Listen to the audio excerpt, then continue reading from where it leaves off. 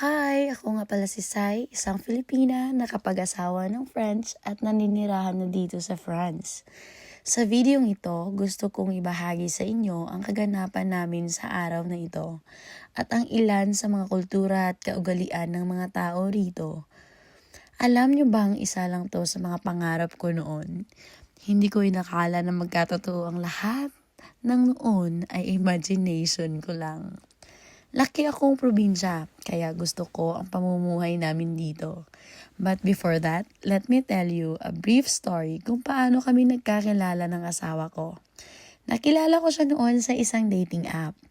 8 months old pa lang noon si Zaylee. And I was struggling sa buhay. Nagtatrabaho ako kahit hindi pa kaya ng katawan ko. Nag-usap kami online at sumugal ulit ako kahit hindi pa ako fully healed noon. Pagkatapos ng 3 buwan naming pag-uusap, pinayagan ko siyang mag-book ng ticket papuntang Pilipinas para magkita kami in person.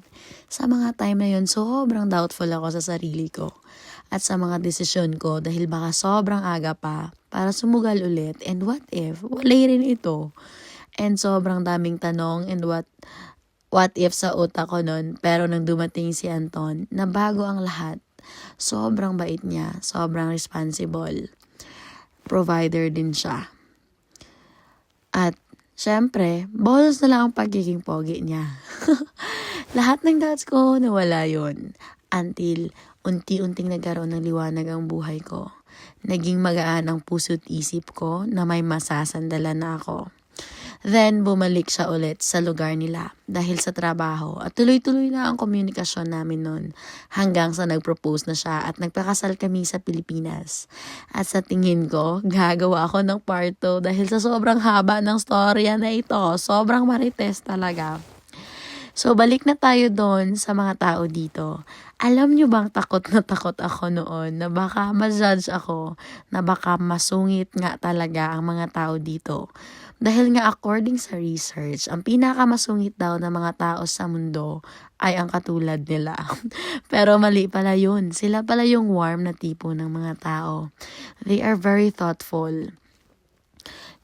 Katulad na lang ng mga family friends nila na every time na pumupunta dito sa bahay, may lagi silang dala para kay Zaylee at para sa akin.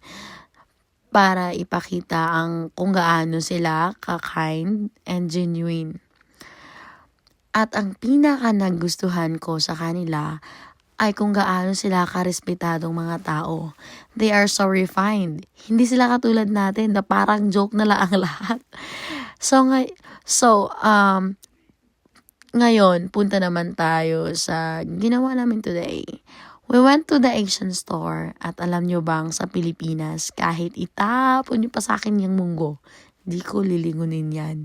Pero dito, sobrang saya ko kanina na makakita ako ng munggo at langka sa kan. Pero meron ding sayote, tanglad, at pinaka-importante na sinigang mix ni Zaylee. Dito mo talaga ma-appreciate lahat ng mga yan. Pagkatapos, umuwi kami at nag-walking saglit. Sobrang ganda ng panahon ngayon dito. May sunlight halos buong araw. Pero malamig pa rin, syempre. Nung bandang 6 PM na, umuwi kami para maghanda ng hapunan. At alam nyo bang halos lahat ng family friends nila dito ay namumuhay na lang mag-isa? Kadalasan kasi sa kanila ay hiwalay na sa mga asawa. At yung mga anak naman nila ay nagtatrabaho at nag-move out na rin. Di ko ma-imagine kapag ganyan na ako katanda at nag-iisa na lang ako sa buhay, sobrang lungkot siguro niyan. So, yung other friends nila ay pumupunta dito para maglaro at mag-talking para may pampalipas oras sila.